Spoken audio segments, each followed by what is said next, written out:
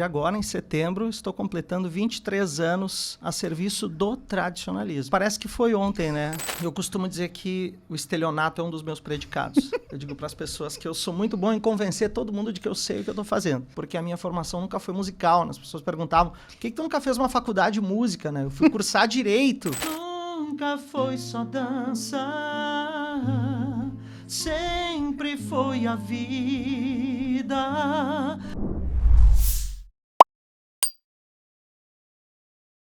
Buenas, nós estamos nos achegando com mais um episódio do podcast TV do Gaúcho. Eu sou a Prenda Renata da Silva e por aqui prosa de fundamento, histórias, curiosidades, informações com personalidades da cultura regional que a gente admira. A gente admira pela trajetória, pela linha de pensamento, pelo trabalho, pelo talento, enfim. E o convidado dessa noite representa um pouco de cada coisa. A história dele vai te encantar, caso tu não conheça, assim como ela encanta as pessoas que têm a honra de trabalhar com ele. Mas mais do que isso, o profissionalismo, o talento e a sensibilidade do nosso convidado da noite de hoje. Você não está preparado. No fim do episódio, tu me conta se tu gostou e se tu já conhecia ou passou a conhecer e admirar, assim como nós. Como eu, como a TV do Gaúcho, admiramos a personalidade da noite de hoje. Estamos entregando aí na tua casa episódio com som e qualidade que tu já conhece, padrão TV do Gaúcho, em 4K.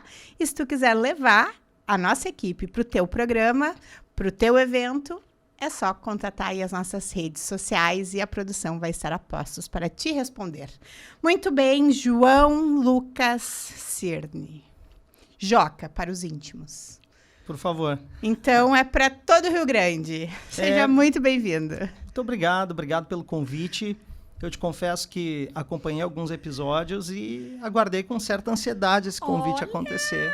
Muito... né? Porque eu gosto muito de conversar contigo, né? Temos algumas oportunidades de conviver ali no CTG Bororé, principalmente, né? Acompanho a tua trajetória enquanto prenda do Estado, sou um admirador da tua trajetória.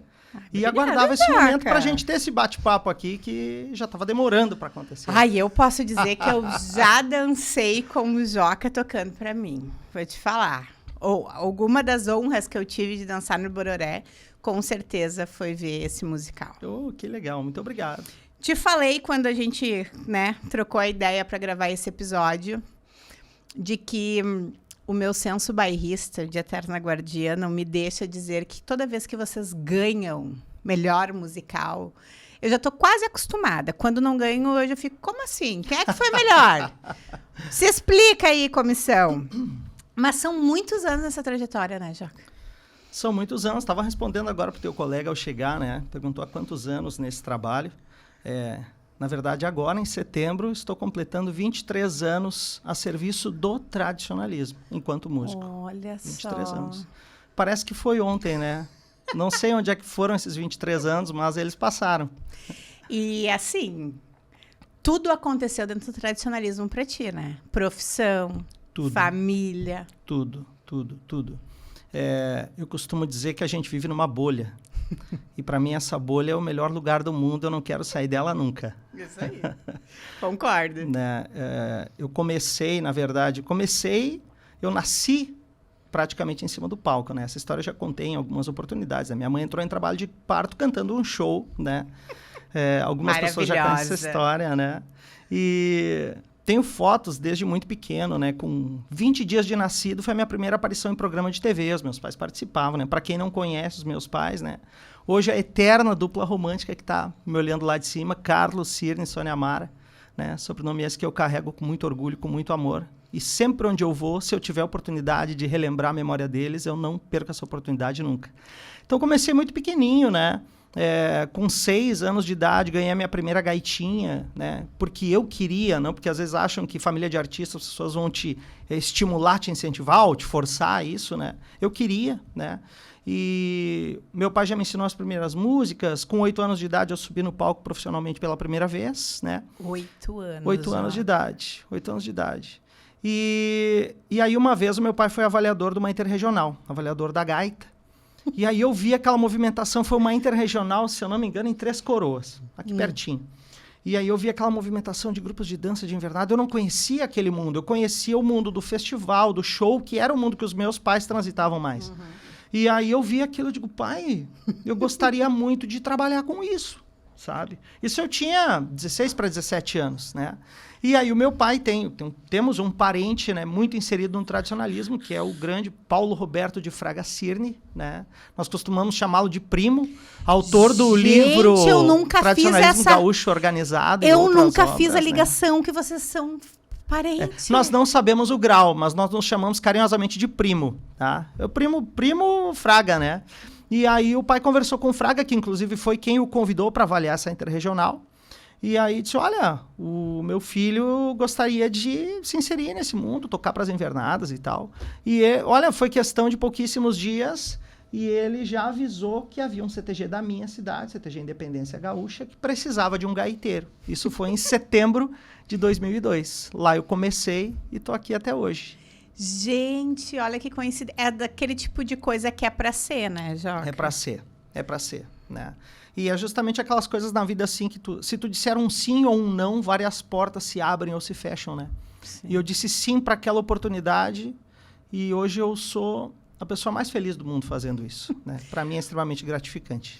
Mas tu não toca só gaita, né, Joca? Olha, eu costumo dizer que o estelionato é um dos meus predicados, né? Eu digo para as pessoas que eu sou muito bom em convencer todo mundo de que eu sei o que eu estou fazendo. Mas eu, sim, né? Eu me defendo na gaita, no violão, no teclado, né? No teclado, óbvio, porque tocar gaita dei aulas óbvio. de teclado, dei aulas de acordeon, dei aulas de violão, né? Mas eu sou um músico autodidata, bem dizer. Porque o meu pai nunca teve muita paciência para me ensinar. Assim como eu também não tinha muita paciência para ser professor. Eu não fui isso muito tempo.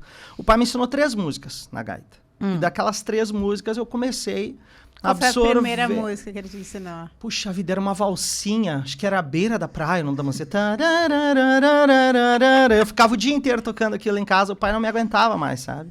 E eu aprendi essas 3 musiquinhas, mas desde muito cedo eu tinha um ouvido apurado, assim. Eu conseguia perceber a música em tudo, assim.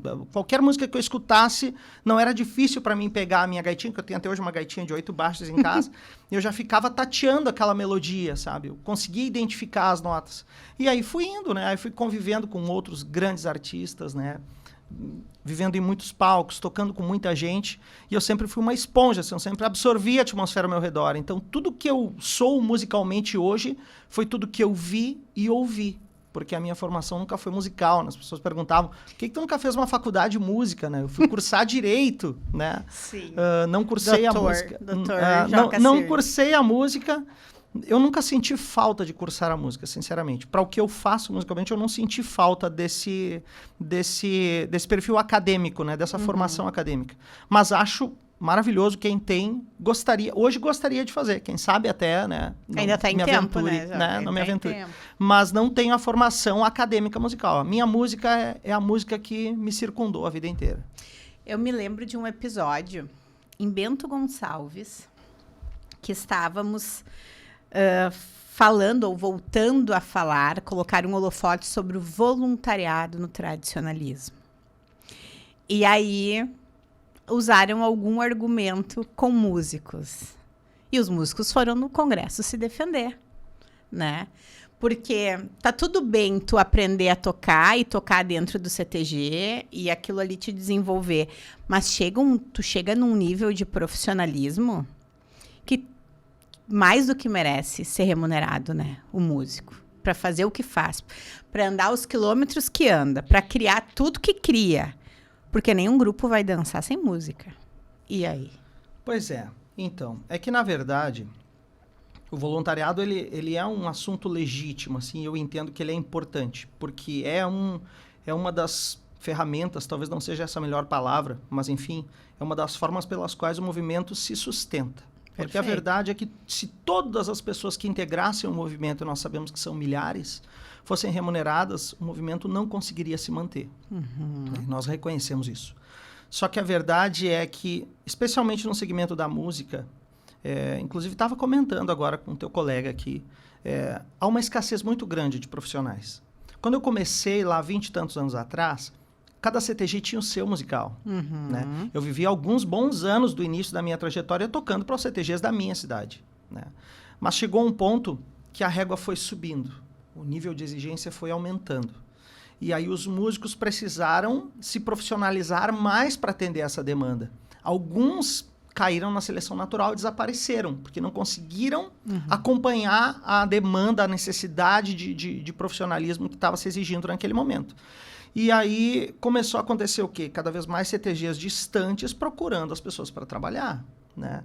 Então acontece o seguinte, é muito bonito o voluntariado, só que todos nós temos as nossas famílias para sustentar. E hoje, para entregar o trabalho que eu entrego, que os meus colegas entregam, no nível de profissionalismo que nos é exigido, é indispensável uma dedicação exclusiva. Com certeza. E se é indispensável uma dedicação exclusiva, tu necessariamente precisa ser remunerado por ela. Porque tu não consegue prover o teu sustento de outro lugar, porque tu dedica tanto tempo do teu dia, da tua semana, do teu ano para aquilo, que não tem como tu obter o sustento de outra coisa, porque tu não tem tempo para essa outra coisa. Para quantas invernadas tu toca? Essa é uma pergunta difícil, tá? Eu vou te dizer que tem alguns colegas aí que dizem que eu tô deixando de ser analógico e tô virando digital, né? Porque muito tempo eu trabalhei com a pastinha e folhas impressas. Agora eu me obriguei a migrar para o tablet, né? Por quê? É outro patamar da régua que subiu, né? Antigamente tu tocava, eu vou tocar para 20 grupos, se os 20 dançarem tatu com volta no meio, é o mesmo tatu com volta no meio para todo mundo. Se os 20 dançarem querumana, é a mesma querumana. Hoje não. Hoje cada um é uma letra, cada um é um tom, um anu tem 3, vamos embora, o outro tem um só. Aí o que acontece? Hoje não é só a letra da entrada e da saída, tu tem que ter um material, um PDF com 20 páginas para cada grupo. Então eu já estava tendo problema de coluna, não por causa da gaita, mas por causa da mochila que eu carregava com as pastas, né? Jesus. E aí eu comecei a migrar agora para o digital, né? implementei o tablet na minha vida e agora eu consigo ter uma noção maior dos grupos que eu acompanho, porque daí cada grupo tem a sua pastinha. A última contagem que eu fiz, e ainda não estão ali todas as pastas, porque eu vou lançando para lá conforme os ensaios vão acontecendo, já tem umas 40 pastas. Então eu falei para ele que eu acho que é uns 50 grupos por ano que eu acompanho. 50 grupos por ano. Eu acho. Pode ser que, com margem de erro, de 5, 6 grupos para mais ou para menos. De 20% para mais ou para menos. Tu tem uma formação, digamos assim, de colegas músicos, que alguns trocam, mas alguns são fixos, assim. Alguns anos tu já trabalha com alguns colegas. E isso é uma parceria que vai criando ao longo do tempo, porque um músico só não toca sozinho, né? Uma andorinha só não faz verão, né? Esse ditado é bem antigo. O que acontece, né? Muitos de nós não vivem apenas da música, né? Nós temos colegas que têm outras atividades e, consequentemente, essas atividades geram uma indisponibilidade de agenda, né? Então, para poder atender demandas que às vezes são mais distantes ou que exigem uma outra formação de musical, nós precisamos agregar outros colegas, né? Então, eu costumo dizer que o Grupo Canto à Terra, que é o nosso grupo, ele é uma grande família, né? Hoje, o Grupo Canto à Terra tem mais ou menos uns 10 integrantes, né? Porque a gente vai configurando a equipe de acordo com a disponibilidade e a necessidade do trabalho, né? A gente vem fazendo um caminho diferente, enquanto outros musicais trabalham com aquela banda, é 5, é aqueles 4, né? Tipo, nós temos três vozes femininas, nós temos 2 violinistas de regiões diferentes, né? Nós temos 3 gaiteiros. Então, fica mais fácil. Por um lado, mais fácil. Por outro, mais difícil. Porque tu organizar a logística com essa galera toda não é fácil. Eu não consigo nem imaginar. Não é fácil, né? Porque a gente tem gente de várias regiões, né? Com agendas diferentes, com compromissos diferentes. Mas alguém lá em cima gosta de mim e me ajuda que dá certo. De alguma forma que eu não sei explicar, dá certo. Qual é o grupo mais distante, assim, para quem tu já tocou? Onde tu viajou mais longe para tocar? Para fazer um trabalho? Dentro do Rio Grande? Ou fora? Fora. Meu Deus. Eu acho que fora, os mais distantes que eu fui é Lucas do Rio Verde, Mato Grosso, por ali. Eu fui a Lucas do Rio Verde já. Eu acho que nós nos encontramos naquele FEMART lá, se eu não me engano, né? Toquei acho que é Sentinela da Tradição. Da Querência? Não, esse é de Lucas. O de Querência... O Querência eu nunca fui. Não é Sentinela da Querência? Não. Da Tradição? Então tem um outro que é da Querência. Pode ser. Mas mais distante no estado, eu diria Uruguaiana, né? Eu já toquei algum tempo para o Patrulha do Oeste. E já fiz... lá na ponta do estado. E já fiz ensaio bate-volta. 9 pra horas matar. tu vai, 4 horas de ensaio, 9 horas voltando. Já fiz isso algumas vezes. Hoje eu não faço mais, mas já fiz. Já fiz. Essa foi a maior loucuragem, assim, que tu já fez pra dançar, pra tocar num grupo? Houve uma época que nós emendamos uma jornada, assim, desumana, que eu fiquei umas 50 horas sem dormir. Porque musical de Invernada não tem motorista, né? Até já tivemos. Ó. Já tivemos, né? Que o Denis tem uma van, né? Então nós já contratamos motorista, já fizemos isso também, né? Mas via de regra não, né? Via de regra todos são motoristas e se revezam. Tem uns mais fominha que nem eu, que dirijo até não aguentar mais, depois eu passo a direção, mas via de regra sim, a gente vai se revezando, né? Eu já fiz uma jornada assim, tipo, de sair de uma pré-estreia aqui em Campo Bom, não era do Mororé, era do Guapos. Eu tive uma pré-estreia em Porto Alegre, Lenço Colorado, fui pro Guapos, a pré-estreia do Guapos atrasou, nós saímos de lá. Foi no Parque do Trabalhador, saímos de lá 20 para as 4 da manhã. Nós tínhamos um ensaio em 20 para as 4 da pras manhã. 4 da manhã. Porque eu não lembro. Não sei se foi Pilcha que não veio, não me lembro. Eu sei que nós saímos de lá 20 para as 4 da manhã. Na época eu tocava com o Juliano Eloy. E aí eu falei para ele, Juju, não dá para ir, cara. Nós tínhamos que estar em Santiago às 7h30 da manhã. E ele disse, não, mas tem que ir, é o único ensaio, não tem o que fazer. Vamos. Pegamos a estrada. Chegamos 7h30 da manhã em Santiago. Como ele chegou, eu não sei te dizer. A velocidade que ele andou também não vou te falar. Mas nós chegamos lá, 7h30 da manhã. Tocamos o ensaio lá. De lá fomos pro Piá do Sul. Na época a gente tocava pro Piá. Nós tínhamos um ensaio pré-estreia no Piá. Deu umas 50 horas sem dormir, assim. Gente. Foi absurdo. Aí nós pousamos em Santa Maria. E a gente combinou, tipo assim, não, vamos dormir. 6 da manhã a gente levanta, toma café e pega a estrada. Ninguém acordou antes das 9. Ninguém acordou. É impossível, Celular despertou, ninguém acordou. Todo mundo pensou, ele vai dormir mais um minutinho, eu vou dormir também. E todo mundo dormiu. Joca, tu entrega todo ano, né? Vou chover no molhado aqui. As músicas mais emocionantes, as melhores músicas. É chover no molhado, mas é que precisa ser dito. O que eu acho mais incrível é que tu dá uma identidade musical para um grupo. Mas aquela identidade é daquele grupo. E daí, nas outras 50 invernadas que tu toca, cada um deles tem a sua identidade musical. Como é que essa cabeça funciona pra... Agora eu vou sentar e vou compor para a Adulta do Bororé. Porque os Eternos Guardiões é culpa tua, né? Tá lá na bandeira, no lema. Mas nós só somos Eternos Guardiões por causa de uma música tua.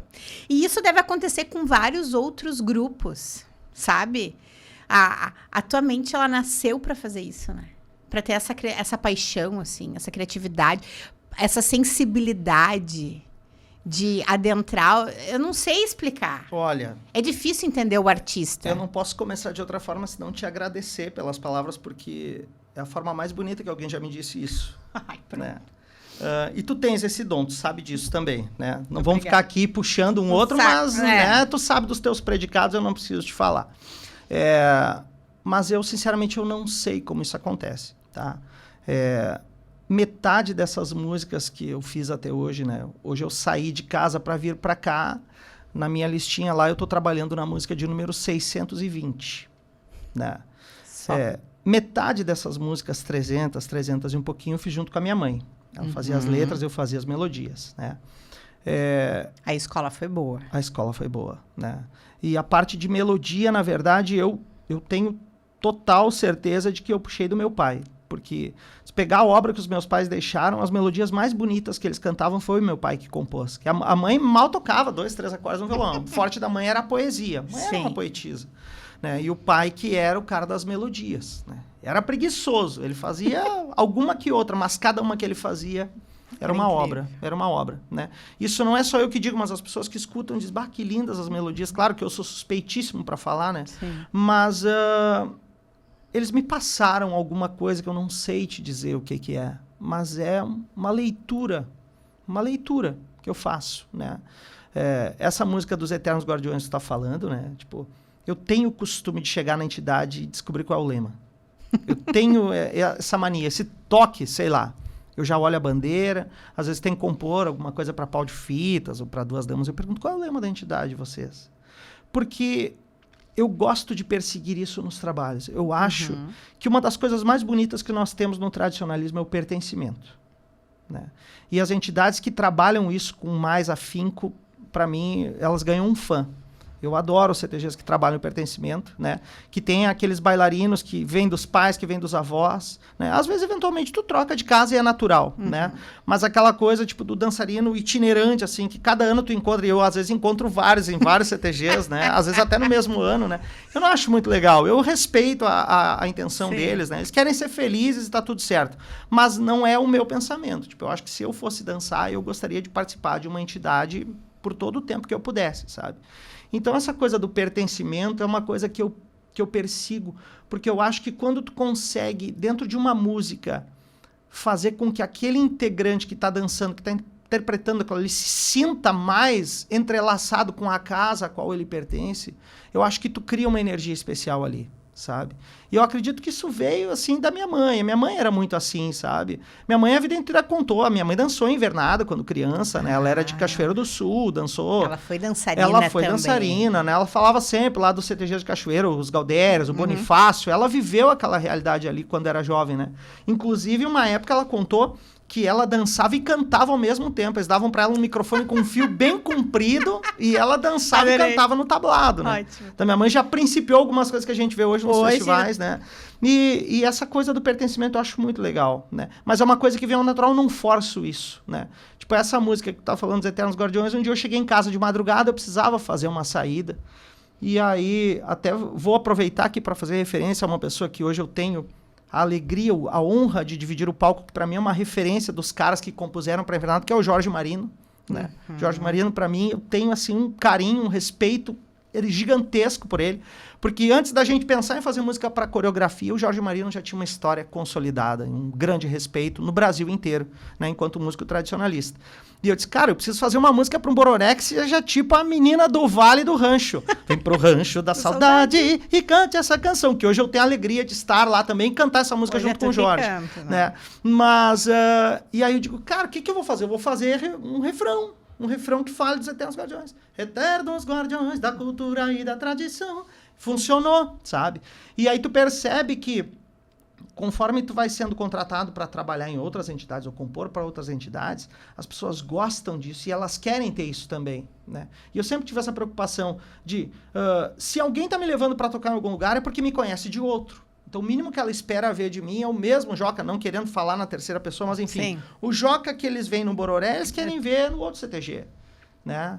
Claro que o Bororé hoje é a entidade onde eu estou há mais anos consecutivamente, assim, ininterruptamente, mas eles veem, o que o Joca faz no Bororé eu quero ver aqui. E eu procuro entregar isso, né? Então, essa questão é algo que vem ao natural para mim. Não sei de onde vem, mas eu sinto essa necessidade de... através das músicas, estimular essa questão do pertencimento. Assim, sabe? Ano passado, quando o Honda foi campeão, a musicalidade deles foi uma coisa bem diferente, né? Sim. Tem teu dedinho lá também. Tem. Mas, na verdade, assim, ó, o Honda é uma entidade, assim... admirável, né? Porque são poucos grupos que a gente vê hoje que têm a condição de se reinventar com uma proposta totalmente diferente de uma linha que vem seguindo e manter um padrão de excelência e continuar impactando o público, né? Porque, tipo, a primeira vez que eu compus pro Honda foi junto com a minha mãe, foram as músicas dos Barcos, quando eles foram campeões em 2013, né? Aquele era o Honda que todo mundo conhecia, aquele Honda charrua visceral, que se atira de cima do ginásio. Uma vez eu falei para eles, eu disse, cara, um dia vocês estão numa pegada que um dia vocês vão chegar num médico e perguntar onde é que eu tomo uma facada e não morro. Se tu tomar uma facada aqui, tu não morre. Então, é aqui que eu vou tomar a facada e vou deixar meu sangue no tablado do Enarte, né? Aí tu pensa, tipo, o Honda é isso, né? O Honda é isso, muito né? Bom. Aí tive a grata honra de ser convidado a fazer parte do musical do Honda, depois de ser um apreciador, um espectador por tantos anos, né? Pelo meu grande amigo e colega de musical também, o Ezequiel, né? O Zica. Nos convidou a fazer parte do musical e veio também, através disso, o convite para fazer as músicas, né? Aí eles vieram com a Zamba. Era domingo cedito, dia de Nossa Senhora. Já era uma coisa diferente, né? Para eles, totalmente. Diferente, totalmente diferente. Mais romântico, mais teatralizado, né? Uma coisa mais... Sem grandes alegorias. Isso, mais dançado, né? Quebrando paradigmas. Foram lá, pum, terceiro do estado. Aí, o ano passado vieram com aquela proposta, né? Criaram um contexto histórico. A reunião para aquele tema, eu estava hospedado na casa da minha sogra, foi na enchente. Nossa. Eu fiquei 1 mês fora de casa, né? O condomínio, graças a Deus, não entrou água porque é um plano alto, mas o bairro ficou alagado, nós precisamos sair de casa. Eu fiquei 10 dias em Porto Alegre na minha sogra. E o Tubbs bem louco lá do jeito que ele... precisamos reunir, cara, temos que fazer... Tá, beleza, vamos fazer a reunião online. Reuni com ele e o Jean. Eles já me mandaram um PowerPoint pronto, assim, né? Dizendo a nossa história é essa. Nós queremos criar uma história dentro de uma perspectiva temporal. Tipo, ó, vai ser nesse período histórico, né? Com aquela realidade do momento, né? Do período. E vamos criar essa história, né? O pai que queria ter tido um filho homem, aquela coisa toda e tal. Então, o que eu pude absorver das ideias deles foi numa videochamada que nós fizemos, né? E aí eu peguei aquele material e li. Só que é um exercício muito estranho, assim, Renata. É uma coisa que eu não sei explicar. Hoje eu coloco em 2 telas. Eu tenho uma tela com a folha em branco e uma tela com o material. E aí eu vou passando. Primeiro eu faço uma leitura para entender o que é o tema. Isso eu faço para todos os temas, da mesma forma. E aí, daqui a pouco, o meu olho vai parando em certas palavras. Meu olho vai parando em certas palavras. Alguma palavra me salta aos olhos. E aquelas palavras vão criando um contexto dentro da minha cabeça. E aí a outra tela vai recebendo aquela ideia transformada em poesia, né? E aí mandei a letra para eles do tempo do ano passado. Cara, é isso aí, show de bola, não tenho que mexer, tal. E normalmente eu não faço letra e melodia ao mesmo tempo e nem no mesmo dia. Eu faço a letra e deixo ela maturar. E vou para outra letra, né? Já aconteceu de eu fazer 3 melodias no mesmo dia. Eu não gosto de fazer, porque eu tenho muito medo que as músicas fiquem parecidas, né? Mais lá atrás, eu tinha mais dificuldade com isso. Hoje... eu consigo, terminei, pum, enviar, eu esqueço tudo que eu estava fazendo e zero o meu cérebro e começo de novo. Tem que ser, teu cérebro tem que ser estudado, Zaca. Eu não sei como é que é isso, né? Mas foi um tema lindo também, né? Daí eles falaram que queriam fazer a inclusão da mãe campeira naquela parte emocional. Eles queriam que fosse tocado. Eu falei, não, vamos fazer a capela. Fazer sem instrumento, né? E aí, eu não sabia o que eles iam fazer na coreografia, né? Quando eu cheguei no Ronda pra ensaiar, que eu comecei a cantar Descansa, Mãe Velha, que eu olhei aquela escada e digo, não posso olhar que eu vou chorar. Aí fiquei olhando pra pasta assim, né? Não posso olhar que eu vou chorar, não posso olhar que eu vou chorar. Tava mais ou menos que nem eu e a Karen agora pra tocar a saída da Mirim. Eu e a Karen combinamos. Vamos olhar pro tablet, não vamos nos olhar. Se a gente se olhar, a gente vai chorar. E não vamos olhar pro tablado, porque senão a gente vai chorar também, né? Então, é isso, sabe? É um universo de muitas emoções que a gente vive, né? Deve ser muito engraçado pro cérebro criativo da proposta, porque ele cria uma coisa, uma expectativa, e se a música não for boa, perde tudo, né? Porque é a música que dá emoção. Pode ter a coreografia mais bonita, pode ter a melhor execução de balé do mundo no tablado da arte, pode ter a maior alegoria que já entrou pelaquela porta. Se a música não arrepiar... É verdade, é verdade. Sabe que nós estávamos agora, essa semana, segunda-feira, né, no Bororé, comemorando o nosso título do Fest, né? Nosso 5º título do Fest, né? Que loucura. Só. E aí eu tava falando pro Júnior, né, dizendo, cara, uma coisa que eu admiro muito nele, na Tainá, né, eu sei que eles já estiveram aqui e falaram também no meu nome, né, e eu sou muito grato a eles pela nossa parceria, que, acima de tudo, me traz muitas alegrias, né. Eles já fizeram homenagem pra minha mãe, numa coreografia, no ano que a minha mãe partiu, né, ele abriu um banner com a minha mãe na minha frente, quase me matou, ele não me falou nada. Era né? surpresa, eu me lembro disso. E eu digo isso pra eles, o que eu admiro neles enquanto coreógrafos, e tenho essa admiração por outros coreógrafos também, tá? Mas às vezes, nem sempre isso acontece. Mas eles sabem usar muito bem o que a música está falando. Né? Tipo, esse tema da Mirim esse ano, falava, vindo de Portugal, daqui a pouco eu olho pro tablado, estão as prendas com as saias formando a frente de um navio, a proa de um navio, né? Então eles têm esse feeling de pegar o que a música está dizendo, né? E aí eu estava falando para eles sobre isso, né? Eu admiro vocês por isso. E uma coisa que eu penso sempre sobre a música é que se ela não emocionar a mim, eu acho que ela não vai emocionar quem vai ouvir, quem vai dançar, quem vai coreografar. Então, verdade. primeiro eu preciso me impactar com aquilo. Se eu não sentir uma forte emoção com aquela música, eu não entrego. Eu faço outra. Sabe? Esse ano nós tivemos um exemplo, né? No Juvenarte desse ano, veio uma ideia de um tema e tal para o CTG Negrinho de Pastoreio. Um abraço para o Negrinho de Pastoreio de Caxias, né? Sobre a geração de ferro, que é um texto que tem aí pela internet, dos pais, dos avós, aqueles que, numa época de maiores dificuldades, criaram os filhos, proveram sustento à família, sem estudos, sem condições, né? Mas essa geração está indo embora. Está deixando o espaço para outra geração que está aí agora e que está vindo também, né? Essa geração de ferro está partindo. E aí nós começamos a conversar sobre isso numa videochamada, e eu já tinha feito uma letra de música. E aí nós começamos a conversar e me veio um outro texto que eu já tinha lido na internet que me impactou demais, que era Quando a Casa dos Avós se Fecha. Ai, sim. Né? Isso é muito e bonito. aí, eu ouvindo eles falando e aquela frase batia na minha cabeça, retumbava na minha cabeça. Quando a casa dos avós se fecha, quando a casa dos avós se fecha. Daí eu falei para eles, olha gente, vocês estão falando aí e tal, e preciso falar para vocês. Eu me reporto a esse texto nesse momento, pela conversa que a gente está tendo e tal. Eu já tenho uma letra de música feita, mas eu não sei o que vai acontecer agora, porque eu estou realmente muito impactado por isso. Terminamos a chamada, eu fui dormir pensando nessa frase. Eu acordei no outro dia pensando nessa frase, quando a casa da voz fecha, quando a casa da voz fecha. Tem alguma coisa dentro de mim ou perto de mim me dizendo que eu preciso fazer essa música. E aí eu liguei o computador, levantei de manhã cedo no outro dia, liguei, nem sei qual era a outra letra, tá lá guardada numa pasta, eu nem li mais. E botei o título, comecei pelo título, Quando a Casa dos Avós se Fecha. E essa letra foi feita em 15 minutos. Nossa. Sabe? Foi vrum, assim. E aí eu fiz ela já nasceu com melodia. Quando eu escrevi, eu já tinha melodia na minha cabeça. Eu digo, mas para evitar o risco de daqui a pouco ter uma ideia melhor depois e não aproveitar, eu não vou fazer a melodia agora. Eu vou deixar quieto. Mandei a letra para eles, adoraram e tal.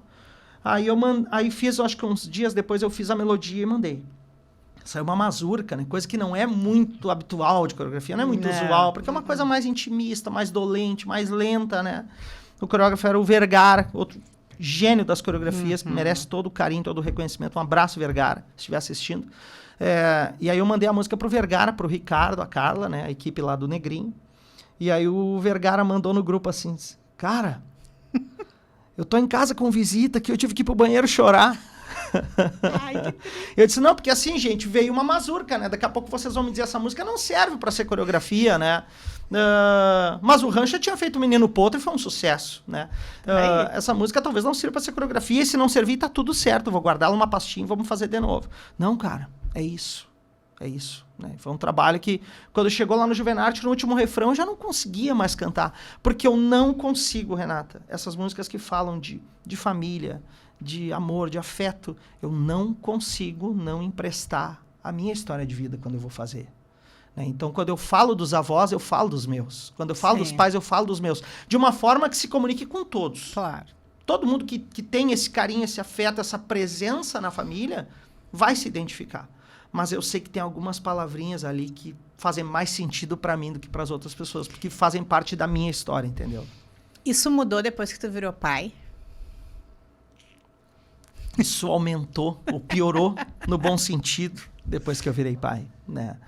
Porque algumas coisas a minha mãe dizia, né? Isso tu só vai entender quando tu tiver filho, né?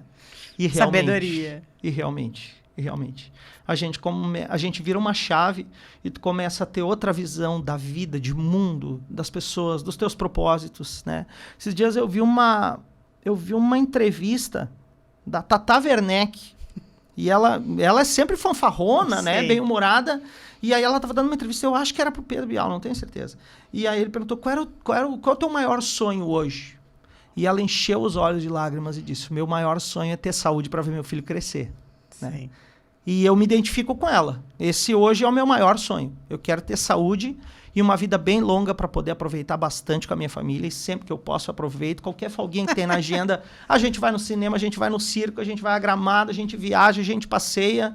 Né? Eu procuro estar presente o tempo todo que eu posso com a minha família, porque as grandes e mais afetuosas lembranças que eu tenho dos meus pais foram justamente da presença deles na minha vida. Então, como diz o Binho, né, a gente nasce para repetir padrões, eu quero repetir esses padrões na minha vida hoje enquanto pai. Estar presente na vida deles o máximo que eu puder. Esse é um ótimo padrão, né, para se repetir. É um ótimo padrão. Ô, Joca, já teve algum grupo, assim, que tu quis tocar muito? Bom, primeira pergunta óbvia é, existe algum grupo que tu nunca tocou, assim? Deve existir, talvez. Ah, sim, existe. Vários. Deve existir, assim. Mas vamos usar, assim, a régua um pouquinho mais elevada. Pegar aqueles grupos, os tops, que nem as pessoas falam, né? Existe algum grupo que tu queria muito tocar, assim, e quando veio o convite, tu pensou, agora veio. O Honda. Né? O Honda, porque quando a gente compôs a música dos barcos, na verdade, aquilo ali foi uma coisa, sabe que nós falamos lá no início da nossa conversa, quando tu diz um sim ou um não, várias portas se abrem ou se fecham, tu não imagina, né, a quantidade de situações que vai se desencadear daquilo ali, né? Eu me lembro que quando eu recebi o contato do Rodrigo Gil para fazer as músicas do Honda em 2013, eu tava atucanado, cheio de trabalho, a vida correndo muito, assim, muito mesmo, sabe? E o Gil me chamou. Nós até não tínhamos tanta proximidade como agora. Hoje eu tenho uma identificação muito maior com o Gil, porque o Gil também é essa coisa do pai, né? Sim, o Gil vai para ensaio do Honda, sempre com o filhinho deles, leva até o pet junto para ensaio, né? O Gil e a Ana levam o pet para ensaio, né? Entendeu? Literalmente então, é a família toda. Não, tipo assim, no padrão família, o Rodrigo Gil é um exemplo a ser seguido, sabe? Sim. E aí ele fez contato comigo, na época a gente tinha pouquíssimo contato, né? Eu acho que eu tinha composto alguma música para ele pro Sentinela da Querência de Santa Maria. Ele disse, Joca, preciso da tua ajuda. A gente tem um tema aqui pro Honda e tal, e ficamos na mão, o compositor não entregou, e a coisa é para ontem. E aí, sabe quando tu não tem coragem de dizer não para aquela pessoa? Eu disse, Gil, tá, me manda o que tu tem. Ele me mandou um e-mail com 4 linhas. Era o que ele tinha na hora, assim. Eu acho que ele escreveu na hora, assim. Cara, é o barco Itaparica, é isso aqui, não sei o quê, Garibaldi, Anitta, Eu chamei a mãe, sentei com a mãe, disse, mãe, vamos conversar, é isso aqui que a gente tem. E agora a gente tem que se debruçar sobre isso e desenvolver 2 músicas, né?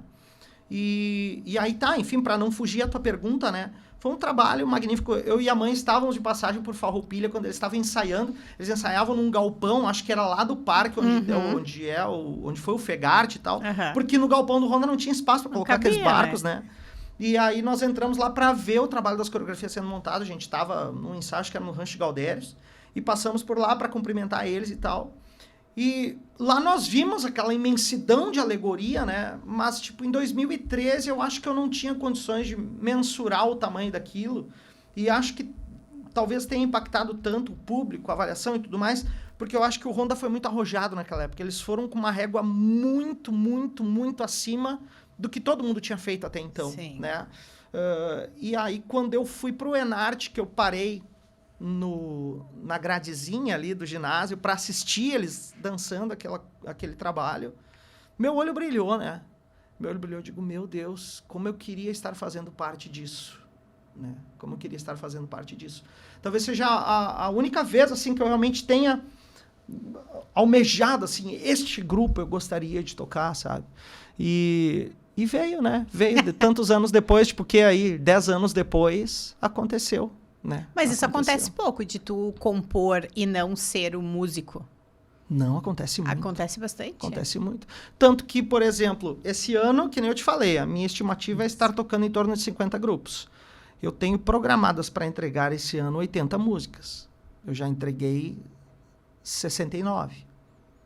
Lá vem o Enarte. Só falta o Enarte. Muitos grupos eu componho e não toco. E alguns grupos eu toco e não componho. Né? Então, mas tem muitos trabalhos de CTGs que eu nem conheço, né? Lugares que eu nunca fui, né? Mas que te encomendaram. Mas que me encomendaram. O teu cérebro. Tu deve ser um leitor muito voraz, né? Sabe, Renata? Porque diz que o nosso cérebro, ele processa muito pouco daquilo que a gente lê, vivencia e tal ao longo do dia. o teu, ele deve fazer hora extra, assim, para processar um pouquinho mais e compartimentar ali. Tu sabe que eu gostaria de te dizer que eu sou um cara que lê muito, porque eu teria orgulho de dizer isso, mas eu não leio muito. Eu não leio muito. Eu vou te dizer que eu leio 1 a 2 livros por ano, que é o que eu consigo nas férias. Tá, só um pouquinho. Né? Eu tenho o meu livrinho que eu deixo lá na cabeceira. Quando eu entrar de férias, eu tenho 1 mês para ler esse livro aqui. Da onde tu tira todas as informações? Porque cada letra que tu faz, ela é uma fonte de história. Não são dados lançados ao vento. Sim, nem podem ser, né? Nem podem ser, né? Eu tenho muito essa preocupação, assim, que vem da minha mãe também, né? A preocupação do compromisso com a verdade. Compromisso com a verdade, né? Perfeito. Nós estamos retratando fatos históricos, personalidades importantes, uma série de coisas que não podem ser ditas de qualquer forma, né? Ou vou criar uma fake news sobre algo que aconteceu nos anos 1800. Não posso, né? Então, é necessário esse cuidado, sim, né? Mas os meus facilitadores para isso, na verdade, são as pessoas que me contratam, né? São os grupos, são os instrutores, são os coreógrafos. Até porque eu não teria condições de eu sugerir temas, né? Que já ir pesquisar cada um. O que eu sempre digo, olha, é a cargo dos grupos. Os grupos me enviam as informações. E, eventualmente, se eu achar que essas informações elas são insuficientes, ou eu vou contatar essas pessoas, vou pedir que eles agreguem mais elementos, né? Ou eu faço uma pesquisa, vou atrás, né, pergunto para alguém e vou me inteirando mais daquele assunto. Quando eu acho que as informações das quais eu disponho são insuficientes, eu busco um pouco mais. Né? E hoje nós temos também o aliado, que é o ChatGPT, que eu não uso para compor, me recuso. Polêmicas da inteligência artificial. Quem usa, tudo bem. Cada um com as suas escolhas. Né? Mas é importante que as pessoas que contratam o meu trabalho saibam que as letras que eles recebem vêm de mim e as melodias também. Né? A não ser que eu tenha alguma parceria, como eu tenho, né, com excelentes letristas, como Diego Miller, né, e outros parceiros, que também não usam a inteligência artificial para compor, podem usar como fonte de pesquisa. Né? Mas, por exemplo, tem coisas que... O Diego deve ler 20 livros por mês. Não, o Diego é outro, mês, outro patamar. Né? O Diego Miller é outro patamar. Né? O Diego, de uma nova geração...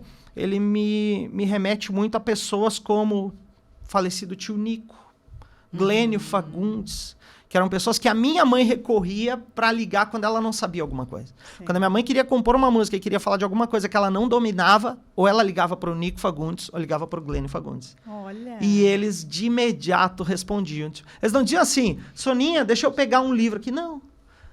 Uma vez ela queria fazer uma música para Guianuba da Canção de Sapucaia do Sul e ela queria saber o que era Sapucaia. O que é Sapucaia? Então, mas por que Sapucaia? O que é Sapucaia? Eu conheci Sapucaia esses dias. Aí ligou pro tio Glênio lá. O tio Glênio respondeu, não, a Sapucaia é uma árvore, né? É uma palavra indígena que significa árvore, que salta aos olhos, uma coisa assim e tal. E aí, entregou tudo pra ela assim, de bate pronto, né? Tipo, ele só acessou uma pastinha do cérebro dele lá, tá, definição de Sapucaia é isso aqui, né? E o Diego, da nossa geração agora, ele é como o Nico, como o Glênio, né? Pessoas que realmente são detentoras de um grande conhecimento. E eu sou admirador de pessoas que são assim, porque isso realmente demanda um grande tempo de estudo, né?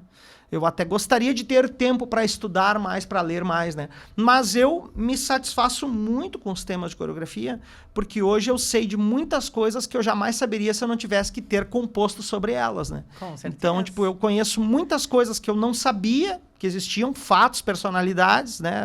Peculiaridades de determinados lugares, que eu só sei porque os grupos me encomendaram músicas e eu tive que aprender sobre aquilo para compor. Bom, eu vou fazer uma correção. Tu não leu 89 livros esse ano, mas tu leu 89 pesquisas para compor todas essas músicas. Então tu é um leitor voraz, sim, senhor.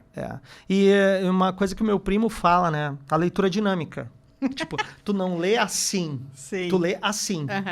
Tu vai lendo diagonal, assim, tu vai, sabe, triturando. É a Matrix ali, tu vai triturando aquelas palavras ali, aquilo ali vai entrando no teu cérebro e vai causando problema. Só que, tipo assim, ó, já me aconteceu e ultimamente não raras vezes, né? Uma hora eu tô lendo sobre Nossa Senhora Aparecida, escrevi uma letra sobre Nossa Senhora Aparecida, tá, fechei aquela pasta. Agora é o grupo tal.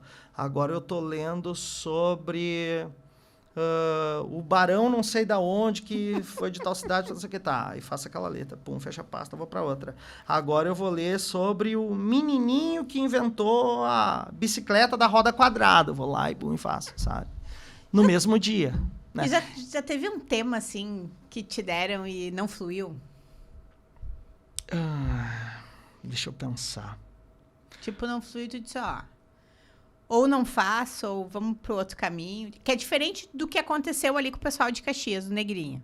Sim. Que eles tinham e tu Sim. só deu uma repaginada na música. Sim, é totalmente diferente. Sim, sim. Na verdade, assim, Renata, eu tenho... umas 2 ou 3 vezes aconteceu de eu agradecer o convite, tá? Mas não por uma questão negativa, assim, mas por uma questão de extremo respeito.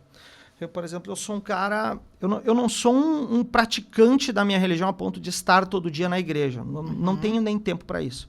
Mas a minha mãe sempre dizia que Deus está em todos os lugares, né? Eu sou muito cristão, eu rezo inúmeras vezes ao dia. Eu rezo quando eu entro no carro, eu rezo quando acordo, eu rezo quando vou dormir, né? A minha vida é o que é porque Deus me abençoa. E isso, para mim, é muito presente, sabe? Eu peço e agradeço as bênçãos de Deus todo dia. Mais agradeço do que peço, porque realmente não tem muito o que pedir, assim, ó. Sou muito feliz com que Deus me agracia todos os dias, sabe? Com saúde, com família, com oportunidade de trabalhar, fazendo o que eu gosto. Então, só tenho realmente a agradecer, né? Mas tem algumas crenças religiosas, e isso é importante deixar muito claro, é por não conhecer. E quando tu vai falar do que tu não conhece, principalmente no que se refere à religião, eu acho perigoso, tá? Então já veio alguns temas que eu não conhecia, para falar sobre entidades religiosas que eu não conheço e que não são da minha crença. Mas não quer dizer que eu não acredite no poder delas. Sim. Né? Só que eu penso da seguinte maneira, se eu vou estar falando de uma entidade que não é da minha crença, tá contando sobre ela, enaltecendo ela de alguma forma, eu posso estar cometendo um grave erro. Eu estou falando de algo que eu não conheço. Sim. E eu não quero jamais cometer o equívoco de desrespeitar essa entidade. E eu acho que as pessoas que acreditam nela merecem ser respeitadas pela sua opção religiosa, né? E também merecem que alguém que comungue da mesma crença seja o compositor desse tema. Então, houve algumas vezes que me vieram temas assim, eu disse, olha, por uma questão de não conhecer e não querer cometer o desrespeito de falar algo que não seja verdadeiro ou que não condiga com o que aquela entidade prega, ou enfim, a crença naquela entidade consagra, eu prefiro não fazer. Né? Justo. Mas são raríssimas vezes que isso acontece, né? Sabe que, às vezes, quando a gente conversa assim com patrões e instrutores de outros CTGs, a gente ouve muito assim o pessoal falar, contratei o fulano, não terminou o trabalho. Contratei o fulano, eu não gostei do que ele entregou, pedi para refazer, se recusou. Nunca ouvi falar isso do Joca, bem pelo contrário. As pessoas elogiam muito o teu profissionalismo, que é saber o que tu pode fazer, o que tu pode entregar e organizar essa agenda. Quantos grupos de WhatsApp tu tem, Joca? Meu Deus. Meu 50? Deus. Se tu botar o campinho de pesquisa do meu WhatsApp ali, tu escrever tema, Vral, vem uma lista assim. Tema fulano, tema ciclano, tema... Bom, para quem gosta de fofoca, se pegar o meu celular, vai ficar sabendo muita coisa de muito grupo. Olha os spoilers, muita coisa não de dá muito muita grupo, ideia né? aqui. E outra coisa que tu não falou, né, que também nunca se ouviu falar de mim, é que eu nunca entreguei um tema de um grupo para outro.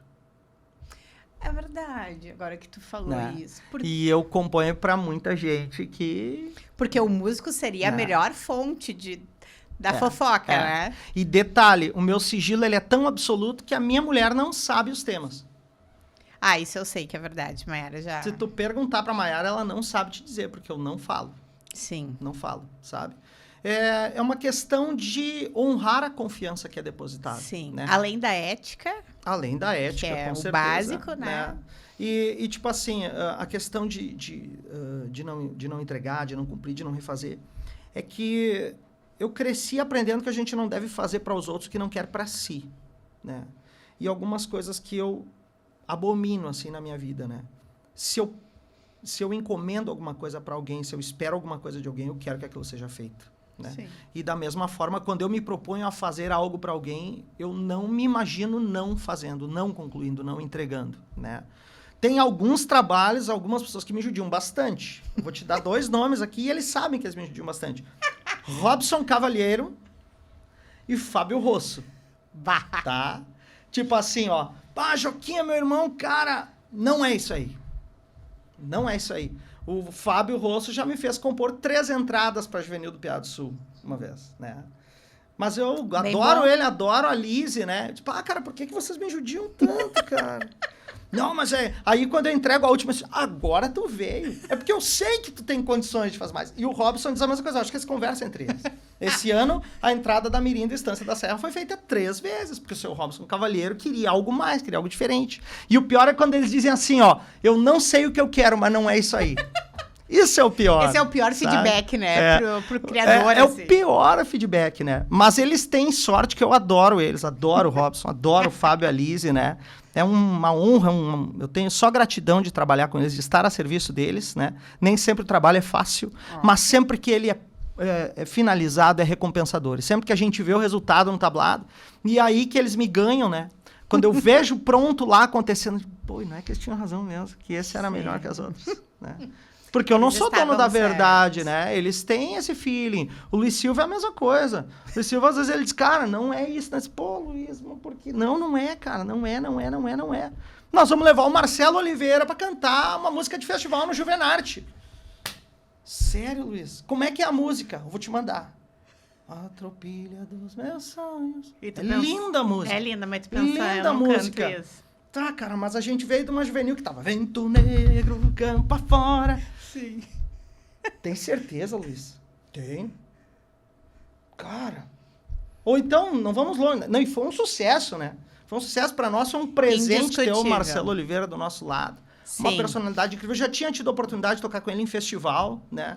Mas sim, ele veio aqui, ele disse assim, não, daí eu me animei no ensaio, assim, eu tava cantando as músicas, as danças invernadas, Ele deu show, né? Então, o Luiz também é assim, vamos fazer o Marcelo Oliveira vir cantar aqui. Ah, cara, ele é um intérprete maravilhoso, a música é linda, mas às vezes tu não consegue visualizar aquilo na coreografia. E foi uma das coreografias mais comentadas do Juvenarte. Sim, um dos trabalhos mais lindos que nós apresentamos lá. Sim. Então, quando esses caras falam, eu não sei o que eu quero, mas não é isso aí, eu tenho que dar um voto de confiança, eu tenho que dar o benefício da dúvida, porque eles têm uma visão que eu não tenho. Né? E é que nem eu digo, eu quero estar do lado de vocês, eu quero estar ao lado, eu quero ajudar, eu quero contribuir, e às vezes eles têm uma visão que eu não tenho e eu preciso comprar essa ideia, né? Que nem foi um ano que nós ganhamos o Juvenarte lá, eu vou coreografar uma declamação, o Pedro Júnior, eu né? adoro, o Kaique de Sonhos, né? Cara, Luiz, coreografar uma declamação, Luiz, ganhamos o Juvenarte, melhor musical. Sim, mas é que aquela entrada é muito boa, né? Não, o trabalho todo foi lindo, né? Tudo é ótimo. O trabalho todo foi lindo, ótimo. Né? E cá entre nós aqui, né? Não desmerecendo os outros trabalhos, porque eu tenho a felicidade de trabalhar em muitas entidades de ponta, né? Mas puxando um pouquinho a brasa para o Bororé, que é uma entidade hoje onde eu estou há 18 anos, né? Nós sempre trabalhamos com a excelência. Sim. Sempre trabalhamos com excelência, deixando a modéstia um pouquinho de lado, mas isso sempre foi uma preocupação de toda a equipe de trabalho, e todos os projetos tocados ali dentro sempre foram pautados na excelência, né? Sim. Um nível de exigência muito alto, né? Então, aquela coisa, tipo, vamos coreografar uma poesia, ok, mas não vai ser qualquer coreografia, não vai ser qualquer acompanhamento, não vai ser qualquer declamador, nós vamos chamar o Pedro Júnior, entendeu? Então, e isso parece que inspirou outras entidades também, porque hoje eu tenho a oportunidade de fazer trabalhos para muitas entidades que trazem trabalhos de extrema complexidade, né? Estância da Serra, por exemplo, hoje é um trabalho, a Mirim, a Juvenil ali trazem trabalhos de altíssimo nível, né? Como outros tantos aí, entidades que até agora estão despontando, né? Esse ano acompanhamos o Estância do Chimarrão, que é uma entidade que está despontando agora no cenário, né? Já apareceu como um finalista do Fest Mirim. Trouxemos o tema do Anjo da Guarda, que para mim foi uma coisa muito bacana de compor, né? Falar do anjo da guarda de uma forma lúdica, Sim. até um pouco jocosa, às vezes falando do anjo tentando proteger a criança das peripécias, né? Então, o nível vem subindo cada vez mais, né? E talvez alguns no meu lugar veriam isso como um problema, né? Tipo, tá cada vez mais difícil, para mim é mais prazeroso. Sabe? Porque é a oportunidade de fazer coisas grandiosas, né? E de perpetuar isso na memória das crianças que estão fazendo parte, das famílias que estão fazendo parte, contar temas bonitos que vão ficar eternizados na memória deles, né? Eu ia dizer bem isso, porque quanto mais o grupo entrega, a gente tá falando que o grupo tá entregando. Na verdade, tanto mais o compositor, o letrista e o musical também tá entregando, né? Também. Porque não foram poucas as vezes que tu chegou no Enarte, no Juvenarte ou no Festimirim saindo como campeão do conjunto musical. Algumas vezes. Tinha eu nunca cheguei a contar, porque eu não sou bom com essa parte de contar, né? Mas uma vez, tinha uma página do Facebook, que até era do Diogo. Uhum. Diogo, né? Juvenarte. Como é que era o nome? 6. Bloco 6, tá? E o Bloco 6 fez a grande gentileza de fazer um levantamento dos musicais premiados. E eu até tenho essa planilha salva no meu computador, em alguma pastinha lá, né? E aí nós constatamos que de 2009 a 2019, às vezes pelo Bororé, às vezes por outras entidades, mas estivemos sempre nos 3. Sim. De 2009 a 2019. Então, por 10 anos, no Enarte, nós estivemos ali junto com os 3 melhores musicais, né? 2015, por exemplo, consegui 2 vezes, né? Primeiro lugar com Lenço Colorado, terceiro lugar com Ive Maré. E foi com Bororé em 2015, né? e isso também, né? Tipo, a preocupação de entregar bons trabalhos para todos indistintamente, a ponto de nós termos a condição de obter uma premiação por outra bandeira, defendendo outra casa, né? Deixando mais claro ainda o quanto a gente se dedica indistintamente aos trabalhos, né? Sim. É sobre o talento e a qualidade e o comprometimento, né? Sempre se dedicar, né? Sempre se dedicar. Sempre. Engajamento, sempre. Se eu não puder me engajar, eu não pego. Joca, nós estamos indo para a finaleira da conversa. A gente gosta de falar, gosta de contar histórias, mas tu consegue elencar o trabalho da vida da tua mãe? Se tu tivesse que dizer, olha, quando ela fez isso, mudou a vida dela, mudou a vida do fã dela. Olha, a mãe fez trabalhos comigo lindíssimos, né? Lindíssimos. E para mim, depois que ela partiu, foi uma decisão muito difícil continuar, né? O pai ainda ficou ao meu lado por um pouco mais de 1 ano, depois que a mãe faleceu. E ele falou para mim assim, né? Ele disse, não sei como é que tu vai fazer para continuar. Porque a régua da minha mãe era muito alta também, né? Então, tipo, eu já pegava aquelas poesias que ela me dava e aquilo ali já tinha, parece que já continha uma música nelas, né? Parecia que eu só precisava cantar aquilo ali, né? Mas nós fizemos um trabalho, de 600 é difícil, né? De 300 com ela é difícil. Mas nós fizemos um trabalho que eu diria, se tornou meio que um hino, assim, de quem dança, a ponto de eu chegar numa entidade para tocar uma pré-estreia, que nem aconteceu, por exemplo. E já aconteceu em outros lugares, mas de 2 lugares que eu me lembro, assim, de pronto, o Grupo de Folclore Chaleira Preta de Juí, que nós tocamos o Juvenarte esse ano. Dentre a playlist da noite, né, de coreografias e danças tradicionais, nós tivemos tocar Nunca Foi Só Dança, né? Já aconteceu no Paraná, cheguei no Sinuelo da Saudade, em Realeza. Dá para no final do ensaio tocar o Nunca Foi Só Dança como uma canção motivacional, né? Essa canção foi feita pela minha mãe e por mim, acho que foi 2018. 2018 para o Mata Nativa de Canoas, né? Ela tinha um significado muito especial, porque era uma moça do grupo que estava enfrentando um câncer e precisava escolher seguir dançando ou não. A Annelise, eu acho que é o nome dela. Isso aí, Anne. Né? E veio essa ideia para nós, né? Essa proposta para nós, né? O Mata trouxe essa proposta, nós queríamos fazer um tema para que ela não precise parar de dançar. A música vai falar do momento em que ela se depara com essa difícil decisão de seguir ou não dançando, mas a ideia é que, se ela não pode ensaiar as tradicionais, nós vamos colocar ela como protagonista da coreografia, né? Pouco tempo depois daquilo, eu acho que a minha mãe também descobriu que tinha câncer, né? Foi um trabalho assim, muito emblemático, né? Porque quando eles disseram para nós assim a frase, nós queremos mostrar para o público que nunca foi só dança, ali ecoou o título da canção, né? Isso nunca virou um lema, né? Sabe? E aí, tipo, esse foi um dos trabalhos mais lindos que eu fiz com a minha mãe. Eu não saberia dizer qual o mais, mas um que marcou bastante, porque permitiu que ela esteja até hoje viva e presente nos galpões, né? Nas playlists, né? As pessoas escutam essa música, né? E essa obra partiu dela, a letra partiu dela, né? E será que rola, assim? Vamos tentar. Vamos tentar. Então. Eu não sou bom de decorar letras, eu te confesso. Mas, como por essa isso música que ele... já foi... Por isso que ele era com a pastinha, agora não é mais pastinha. Eu ia pegar meu tablet, mas eu vou tentar. Que talvez tu até saiba, se eu não lembrar, tu vai me ajudar. Vamos ver se sai um refrãozinho, então, né? Porque é justamente isso que as pessoas queriam mostrar com esse tema, e acho que por isso que acabou se tornando meio que um hino, assim, dos grupos de dança. Porque todo mundo que dança sabe que o que nos integra ali dentro daquela casa, o que faz que a gente abdique de tantos dias, tantas horas das nossas vidas, de tantas outras atividades, é porque o que nos mantém ali dentro é muito mais do que a dança, né? Então, a gente mostra através dessa música que nunca foi só dança, né? Então, só um refrão, assim, para brindar esse momento. Nunca foi só dança, sempre foi a vida, plena a cada passo,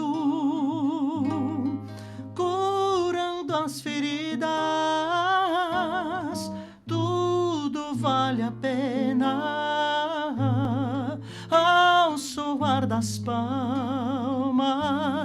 pra quem entrega a alma, a emoção sentida. Nunca foi só dança, sempre foi a vida. Belíssima, belíssima. Eu tenho uma lembrança muito bonita da música de saída do Bororé, do ano do teatro, Ao Som das Palmas. Que era sobre isso, né? É verdade. Porque eu dancei assim, não que eu fosse uma dançarina, né? Mas eu gostava do mesh, de estar ali. Não era sobre a dança especificamente. E eu me lembro que aquela música, ela falava, né? O artista, O Som das Palmas, foi uma das poucas vezes assim que eu me senti de falta. Uma artista em cima do palco. Foi por causa de uma música. Que legal, que legal. Aí. Que legal, coisa boa. Joca, te agradecer por ter compartilhado esse momento aqui com a gente na TV do Gaúcho. Gratidão toda minha. Mas, assim, comigo também, né? Que tantos anos aí te acompanho dentro do Galpão do Bororé e nos palcos e nos galpões dos outros CTGs, assim, e vendo quão longe a gente chega, né? Faz 10 anos que eu comecei no Bororé. Tu já estava lá? Já. Eu entrei no Bororé em 2008, junho de 2008. E tu já estava lá e... Eu gosto de falar dos momentos que eu dancei, porque fazem parte, né, de toda essa trajetória, assim, sempre foi na tua... Como é que eu vou dizer assim, né? Sempre foi na tua trilha sonora. Então, eu estou lisonjeada de tê-lo aqui, te agradecer. Esperar que o pessoal de casa entenda agora a grandeza que é ter Joca Cirne aqui na TV do Gaúcho. Eu que agradeço todo o carinho, né? A oportunidade de poder contar um pouquinho da minha história aqui, né? Dentro desse canal da TV do Gaúcho, que também prima pela excelência, né? E tudo que a gente vê a marca TV do Gaúcho, a gente sabe que é da mais alta qualidade, né? Então, obrigado pela oportunidade, obrigado pelo convite. Que venham outras oportunidades, né? Toma. Porque história para contar tem bastante, né? Tem Te garanto várias. que tem muita coisa ainda para conversar se a gente marcar outra entrevista. Um dia que tu quiser contar os spoilers... Os spoilers do Enart especial Joca Cirne. Olha, isso aí ia mexer com muita gente. Olha ia mexer com muita gente. Obrigada, Joca. Obrigado, querida. Valeu. E obrigada a você que de casa nos acompanhou nesse episódio. Não esquece de seguir as redes sociais aqui da TV do Gaúcho, nos acompanhar aqui no canal do YouTube. Tu já sabe que toda segunda, às 19 horas, nós estamos aqui com um novo episódio, entregando para ti entretenimento, informação e muita cultura regional, que é o que a gente admira, gosta, e é pelo que a gente trabalha todo dia. Beijo, Maiara, João, Bianca, amo vocês. Não posso esquecer de mandar beijo pra família. Deus o livre. E a qualidade desses nossos convidados, toda segunda-feira, às 19 horas, aqui no podcast da TV do Gaúcho. A gente se vê semana que vem.